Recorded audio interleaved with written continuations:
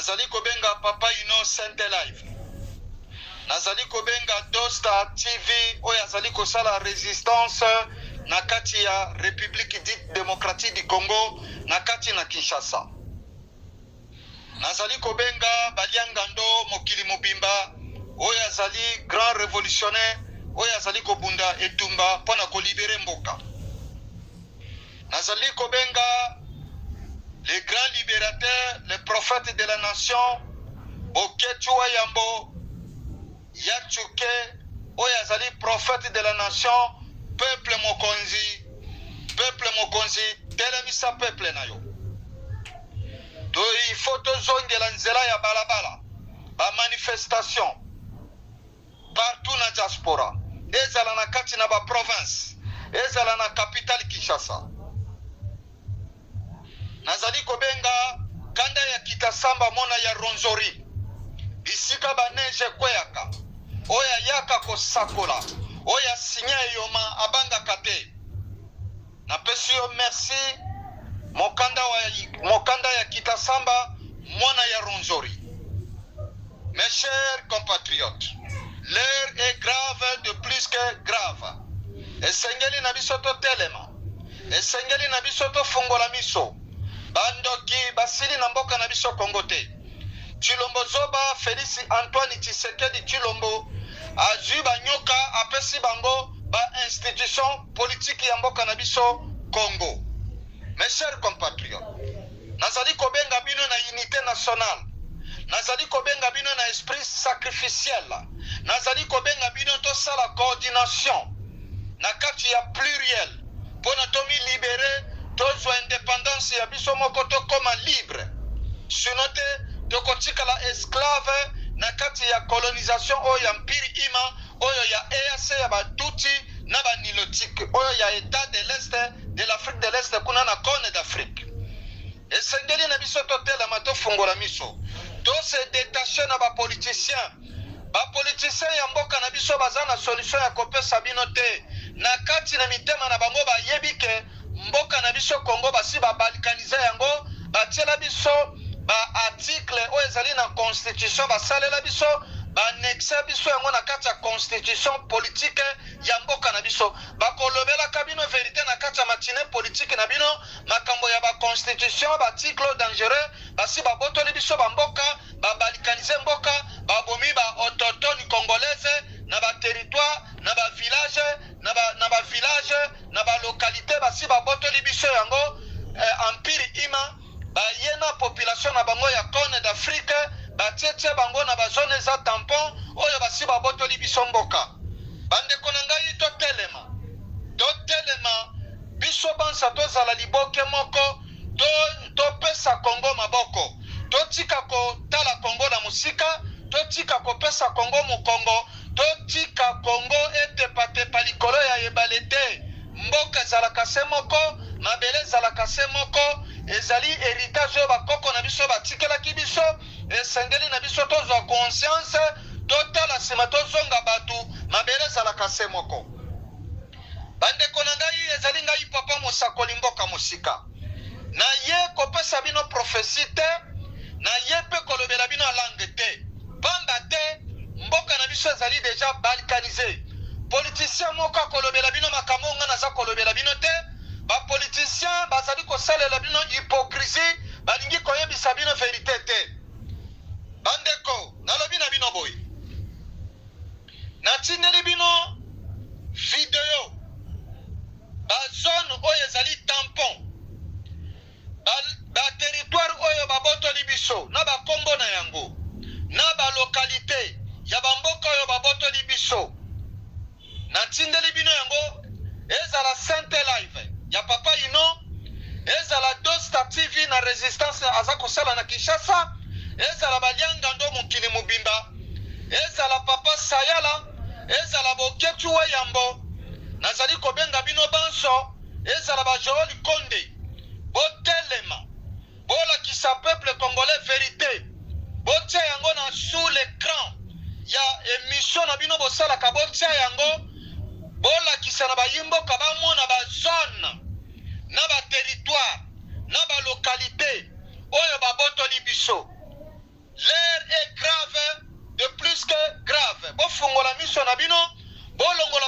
bougie na miso na bino pona bomona malamu bomona ba vérité na ebite so bokozala na petit ya kolia ndenge tango bokomona ba vérité là où vous allez comprendre que ba politiciens na biso ya Congo baza na muri ya Congo te bazali kosalela mabumu na bango bazali kosalela bapaya oyo batie bango wana pona tina ete bango basi bapesi bango mbongo batondisi na babanka mindele pona tina ete mboka esekei bazwi bana na bango babimisi bango na mboka Congo batini bango na mboka mipaya po bakende kotanga basoma bandako kuna bana bafanda bango bavandi na Kinshasa pona kosalela banilotiki na batuti na communauté internationale yango nazali kobenga mona nyonso ya Congo pona kokoma histoire ya sika pona kochange makambo esengeli na biso to aplike article ya sacrifice sans article ya sacrifice batata bamama bayimboka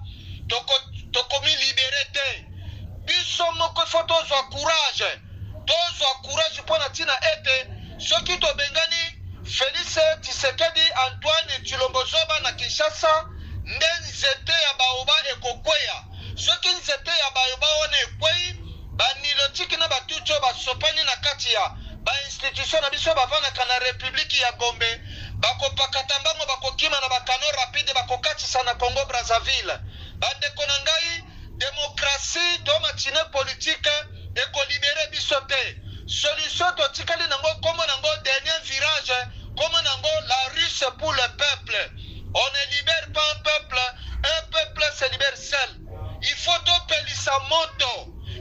topelisa moto bandeko na ngai bino yo bovandi na kati ya Kinshasa lokola bozali kobanga kokufa nazali kobenga bino nga papa mosakoli mboka mosika na chaque butu tokomi na ngonga ya 18h bozwa babuji na bino bopelisa ngo moto bobima na liboso ya balabala liboso ya lopango na yo pelisa buji babisusu bazali kobeta banzungu ngongo tolembi pasi totelema mboka ezali na kati ya balikalisation mboka ezali na kati ya bulu yeke mboka ezali basi babotoli biso ekosala makelele mpe bokomona ekomarche mpe makambo ekochange bino oyo bovandi na mikili ya mpoto nazali kosenga na bino diaspora soki bozali na amour patriotique ya mboka lokola bozali na kati na Instagram na Facebook bozali na batwitter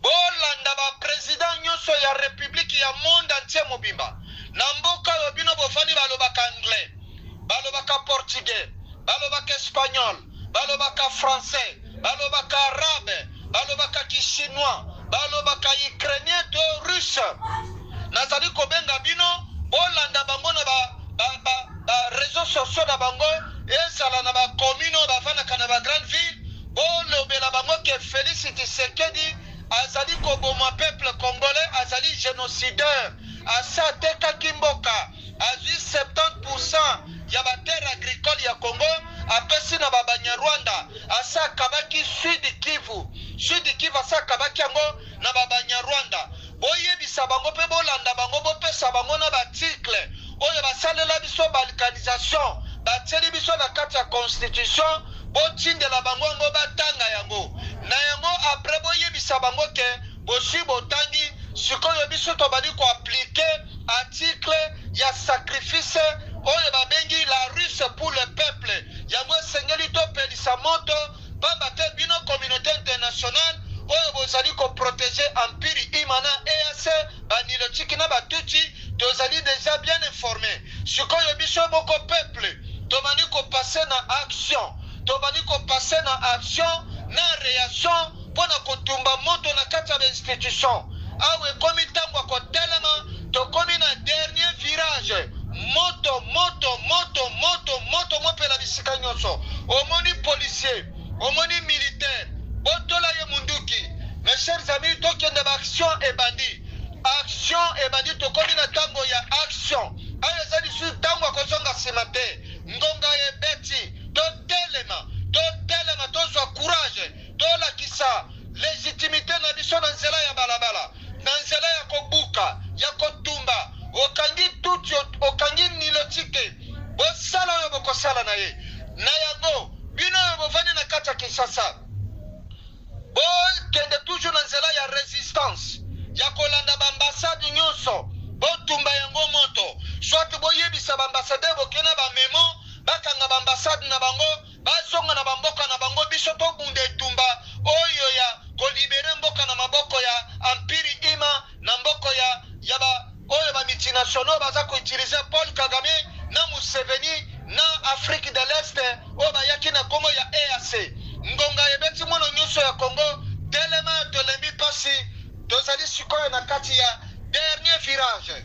Mes chers compatriotes, bolandanga malamu zone sous influence des agresseurs terroristes du M23.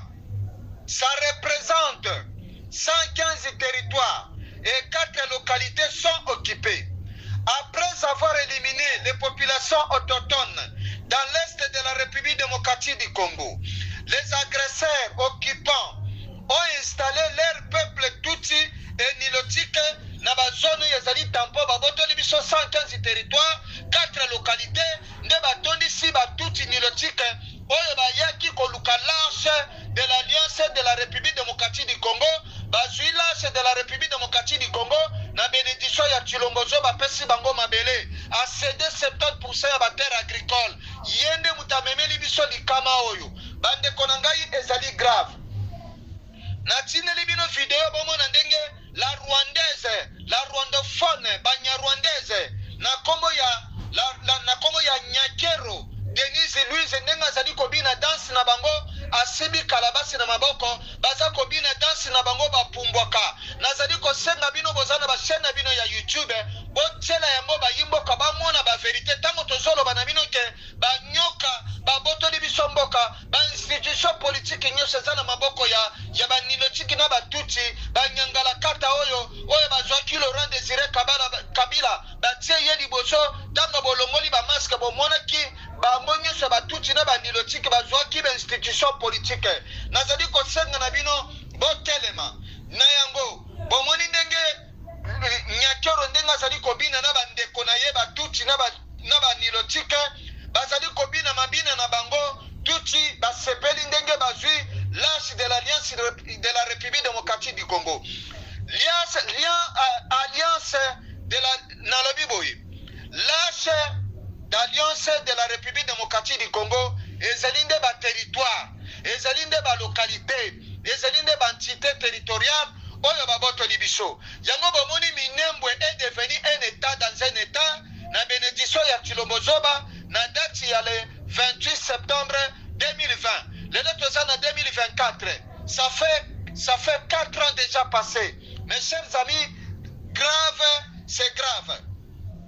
La République démocratique du Congo, Sud Kivu, Nord Kivu et l'Ituri, 15 territoires occupés par le Rwanda et l'Ouganda, 4 localités occupées par les agresseurs du Rwanda et de l'Ouganda, dont les M23, EAC, les ADF, Ngomino, Kodeko, Tabara, na Sud Kivu, FDLR est une milice de Paul Kagame.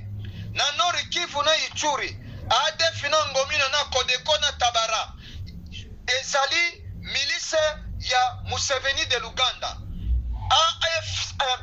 AFC de Corneille Inanga na Joseph Kabila est une milice oyo ezali ba accompagnateur oyo baza ko accompagner Paul Kagame na Museveni. Mes chers compatriotes, FDLR oyo evani na kati ya Sud Kivu, bangonde babomi population, ça fait 30 ans. Bana bakotaki le 17 mai 1997. Banda bakotaki na Sud Kivu. Basali musala ya koboma population oyo babengi ba autochtone congolais. Oyo bavanaki na ba zone ezali na 115 territoires babotoli biso na 4 localités na ba entité territoriale na ba village. Babomi ba autochtone na biso ya mingi. Ba village etikala polele na ba territoire na ba localité nde bazwi population oyo bawuti na corne d'Afrique oyo babengi EAC banilotiki na batuti nde basopi population wana batietie bango na bazone ezali deja oyo babotoli biso 115 territoire 4 localité. boyo kaka Angleterre alobaka ke ba réfugiés bakoya na mboka na bango illégal bakozwa bango bakotina bango na Rwanda. Boyoki pe France aye na même discours ke bakozwa ba réfugiés baza na Mayotte batina bango na Congo. Baza kozwa population wana ya Corne d'Afrique ba Nilotique na Batuti. Nde bazo tchatcha bango na bazone za tampo basi babotoli biso basi babomi bototon batatana ba mama ba autochtone bakolo oyo bazali ba originaire ya ba village na ba territoire na ba localité oyo baza ba Kongomani basi babomi bango bozo tambo zo mwana be squelette ezale belé oyo ba génocide basali na ba carnage ba ye babotoli biso moko ba yaki na politique ya koboma ya kosilisa oyo babengi peuple bantu pona babotola biso mboka nde basalaki na mboka ya Kigali pa ya Bialimana na Paul Kagame ye na Batuti na ba Nilotique oyo bautaki na Corne d'Afrique oyo babengi communauté de l'état d'Afrique de l'Est. Bandeko nalobi na bino boye la République démocratique du Congo, occupation des terres, occupation des territoires, 115 territoires, des localités, 4 localités, EAC, des agressés Tutsi et des Nilotiques, l'effacement des ethnies autochtones congolaises dans l'est de la République démocratique du Congo est irréfutable. Paul, c'est quoi le mot irréfutable? Botuna synonyme. Il y a un mot réfutable, irréfutable plutôt, irréfutable. Paul Kagame avec son frère Tutsi Museveni ont pour objectif élimination, l'effacement du peuple congolais autochtone de leur propre territoire, localité et village. Pour prendre des territoires et localités, ils ont commis un génocide à l'est de la République démocratique du Congo. Dans le même temps, ils ont amené leur peuple nomade, Tutsi et Nilotique, en remplacement des populations autochtones congolaises. Nos terres sont occupées. Tout le monde en est témoin. Les Congolais, les Africains et les Occidentaux. Pourquoi les autorités congolaises, avec la complicité de M. Félix Antoine Tshilombo Zoba, Tshilombo Angwalima, Perroquet, Tshifweba, sont-elles complices? Est-ce un pouvoir sans pouvoir? Ne contrôle-t-il rien? Ne dirige-t-il rien? Le pantin à la tête de la République démocratique du Congo est un tyran, escroc, voleur. Il a vendu plus de 70% de nos terres agricoles au Banyarwanda, au Tutsi, au Nilotique de l'Afrique de l'Est, l'abréviation EAC, Communauté de l'État d'Afrique de l'Est. Peuple congolais, le problème du Congo, c'est le tyran pantin Tshilombo Zoba. C'est lui le problème et le malheur du peuple congolais. Il a cédé 233 km de route sur 3 axes. Mpondwe, Kasindi, Butembo, Beni, 80 km. Bunagana na Ruchuru na Goma, 89 km. Nakati na Beni na Butembo, 54 km. Dans la province du Nord Kivu, c'est pour cela qu'ils ont imposé aux populations du Nord Kivu et de l'Ituri un état de siège pour que l'Ouganda de Museveni passe en vitesse, la balkanisation et l'occupation de nos territoires et localités du Kasindi, Ituri, Beni, Bunya, Ruchuru, Nirangongo et une grande partie de la ville de Goma, déjà triangulée par le Rwanda et l'Ouganda et EAC. Mes chers compatriotes, côté sud Kivu, Minembwe est déjà devenu un État dans un État. Depuis le 28 septembre 2020, avec la bénédiction du tyran voleur Tshilombo Zoba, le lac Kivu, dans l'île d'Idjwe et Bukavu, sont déjà sous le contrôle du FDLR et de l'armée rwandaise. Les territoires tous les territoires, mes chers amis, je m'excuse, les terroristes du M23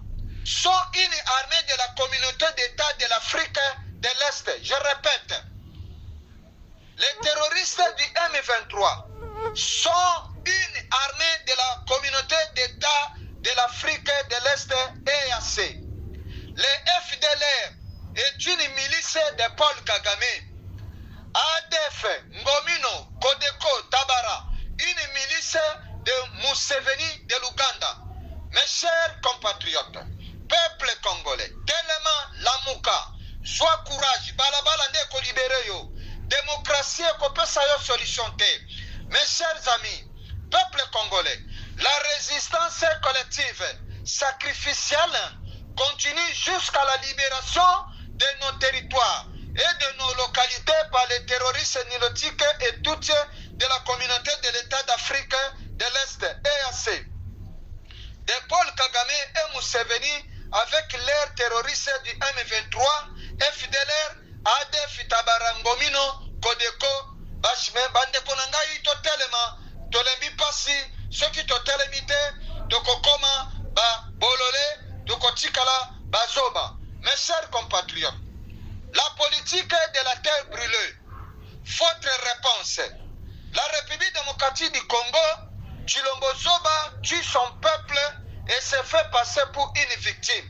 Mes chers compatriotes, la politique de la terre brûlée en République démocratique du Congo est une tactique consistant à pratiquer les destructions les plus importantes, une tactique consistant à pratiquer les destructions les plus importantes possibles et en cas de conflit militaire, à détruire ou endommager gravement ressources, moyens de production, infrastructures, bâtiments ou nature environnante pour anéantir toute opposition.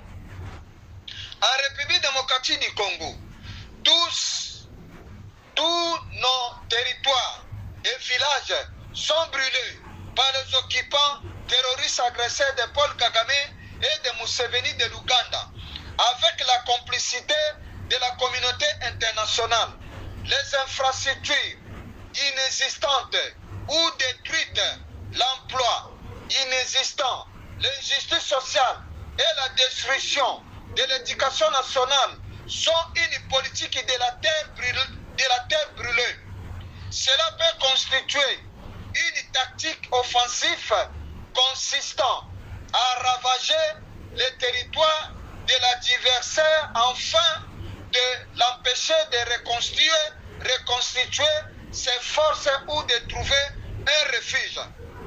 Ou bien une tactique défensive face à une ou des agressions extérieures et ou intérieures, à se déplacer ou à se retirer. Retraite. En détruisant ou en brûlant tout derrière soi, habitation, récolte de bétail, routes, ponts, moyens de communication et de production, afin d'ôter l'ennemi toute force. Mes chers amis, c'est pour cela que nous avons un problème, il y a une connexion, il y a un réseau, pambate, réseau nabiso mobile téléphonique, et les Kanakana Rwanda va implanter en Rwanda, après les Kina Rwanda, après les Bimi et Yamboka na yo Congo. Mes chers amis, en cybersécurité, la politique de la terre brûlée correspond à un logiciel malveillant qui détruit les parties importantes d'un système afin de les rendre inutilisables. Exemple, destruction du MBR par Rombertic. Au sens figuré, cette expression désigne une latitude d'une personne qui, risquant de perdre face à un adversaire, saccage la place que celui-ci s'apprête à prendre afin de minimiser ses gains et de gêner toute progression ultérieure. Prise de conscience. C'est quoi les dangers de destruction par le système rombertique? Le virus qui détruit votre ordinateur est un virus dangereux qui met les institutions et les administrations politiques de la République démocratique du Congo en danger plutôt. Voici le virus MBR Rombertique. Écoutez de la communication téléphonique, télécommunication, destruction, infiltration des ministères de l'Intérieur, de la Défense, de la Santé, des infrastructures, du développement durable et rural, de l'économie et de l'emploi, de l'industrie et des mines industrielles, de l'agriculture et de l'alimentation, de l'éducation nationale pour endormir la population par la culture musicale et les prières dans chaque quartier ou avenue, plus de 10 églises matin, midi, soir. Peuple congolais, réveillez-vous de votre très long sommeil. Notre pays est occupé totalement, mes chers compatriotes. La République démocratique du Congo, pays de richesse, mais aussi pays taché par le sang d'innocents, tués lâchement par le pouvoir et ses alliés et pays peuplés, principalement des pauvres, voire indigents.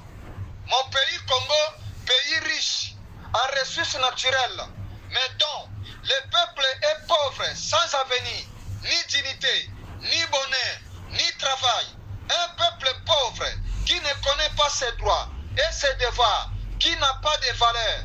Mon pays Congo est envahi par l'empire humain, Tutsi et les Nilotiques.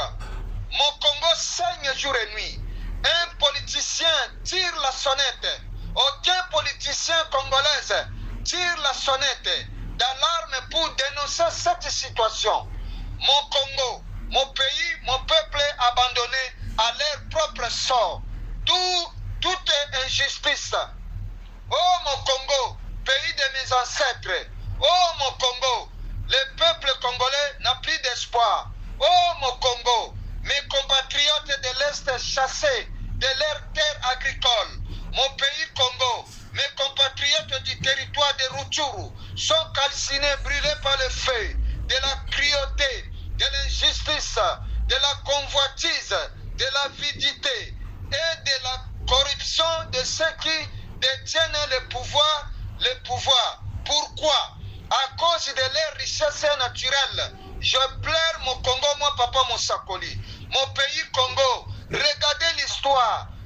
Regardez l'histoire et la géographie de notre pays. Mon Congo, les agresseurs et les Occidentaux ont effacé l'histoire de notre pays. La communauté internationale soutient à 100% les peuples nomades de l'Afrique de l'Est EAC. Les peuples nomades viennent de la cône de l'Afrique de l'Est.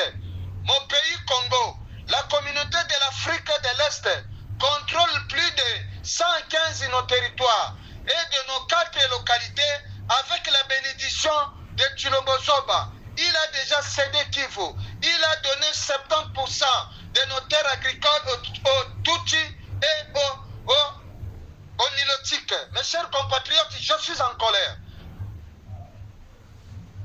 Mes chers compatriotes, mon Congo pays, Tshilombo Zoba a signé la balkanisation du Congo par les articles de la Constitution. Article 217, article 51, article 4, article 3, article 10. Oh mon Congo, Tshilombo Zoba 0%, tue son propre peuple et se fait passer pour une victime. Triste réalité virtuelle. Mes chers compatriotes, l'heure est grave de plus que grave. Totalement, Tolembi Passi, Motomopela. Je n'appelle au peuple congolais, à tous les hommes, à toutes les femmes et la jeunesse, résistez, faites l'heure et lancez la révolution. L'heure est grave. Nous devons prendre conscience de la situation gravissime dans laquelle la République démocratique du Congo est plongée. Nous devons nous libérer par nous-mêmes. Sans sacrifice, nous ne gagnerons jamais cette bataille. La rue ou rien, la vie ou la mort. Moto Mopela. La rue c'est pour le peuple. On ne libère pas un peuple se libère seul. Si le peuple est conscient, un peuple peut être libre, c'est faire respecter et refuser toute l'injustice sociale, environnementale et structurelle. Ils n'ont rien à nous imposer. Pour que les sacrifices soient en marche pour tous, nous devons appliquer les consignes des sacrifices. Ngonga ebeti tokomi sika oyo na dernier virage totelema. Mes chers compatriotes, nazali kobenga bino botelema, nazali kobenga bino tozwa courage, nazali kobenga bino to linga Congo, to tika kotala Congo na musika, to tika kopesa yango mu Congo. Mes chers amis, nakotangela bino kaka batikle oyo basi babalkanize biso mboka, lokola baza koloba na bino botelema, bolingi kotelema te. Balobi boy. Article 217. La République démocratique du Congo peut conclure des traités ou des accords d'association ou de communautés comportant un abandon partiel de souveraineté et de souveraineté en vue de promouvoir l'unité africaine. Article 4. De nouvelles provinces et entités territoriales peuvent être créées par démembrement. Bopesanga définition ya mon démembrement ou par regroupement dans les conditions fixées par la Constitution et par la loi. Définition ya démembrement. Démembrement, action de morceler, de partager en plusieurs parties de ce qui formaient un tout. Donc, pour nous, c'est partager notre Congo avec d'autres pays comme un exemple. Ce qu'ils veuillent faire avec le Nord Kivu et le Sud Kivu, République du Kivu. La vérité est têtue comme une alchimie indescriptible. Yango bomoni babotoli biso, yango bomoni babotoli biso 115 territoires, yango babotoli biso yango eza na maboko ya mpiri ima, nyonso na sina lobela bino, bolingi kotelema te, soki bolingi kotelema te bozwa ba responsabilité na bino. Politicien moko akopesa bino solution te, na sina tindeli bino video, bokende bino moko bomona ndenge basi bakati mboka botala na ba video na tindeli bino bandeko. Vraiment soki tolingi kotelema te tozwa ba responsabilité na biso. Yango wana ngai papa Mosakoli na yaki koyebisa bino vérité, botelema ba politicien bazali na solution ya kopesa bino te, esengeli na biso moko totelema tozwa courage pona tomi libérer. Papa Innocent Live na pesio merci, Baliangando na pesio merci, Dosta TV na pesio merci, Boketiwa Yambo grand libérateur et prophète de la nation na pesio merci, Kanda ya Kitasamba mona ya Ronzori na pesio merci, Kulutu nanga Constampito sa ko bunde tumba ya démocratie pona ko libérer Congo na kati ya diplomatie na pesio merci, Mama Samuel na mama Mabondeli na pesio merci, ezalaki ngai wabino papa Mosakoli Mobondeli ya mboka, sentinelle ya mboka. Bolinga te, bokotele.